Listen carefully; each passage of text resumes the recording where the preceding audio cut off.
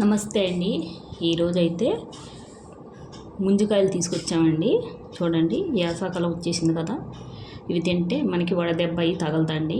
రోజుకి ఒక 4 అన్నా తినొచ్చు మనం. ఇవి చూసారా ఎంత బాగున్నాయో, లేతవండి. ఇందులో నీళ్లు ఉంటాయి కదా.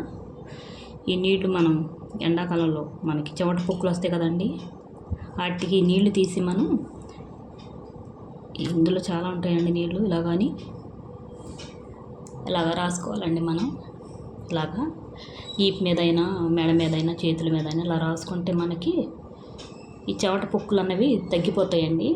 రోజు చిన్నపిల్లల కాడ నుంచి పెద్దవాళ్ళ వరకు రాసుకోవచ్చండి. లైన్గా రోజు రాసుకుంటే 4 రోజులు లైన్గా చెమటకాయలు అన్నవి పోతాయండి. ఇలా తెచ్చుకుంటే ఇందులో నీళ్ళన్నీ పోతాయండి. మనం ఇలా కాకుండా కాయ రూపంలో తెచ్చుకుంటే చూడండి, మనకి కాయలన్నీ ఇలాగా తెచ్చుకుంటే ఇందులో నీళ్ళు ఇలాగే ఉంటాయండి. ఈ నీళ్ళు తీసుకొని మనం రాసుకుంటే బాగా చెమట బుక్కులన్నీ పోతాయండి. చాలా బాగుంటుంది. సార్ మీరు ట్రై చేయండి.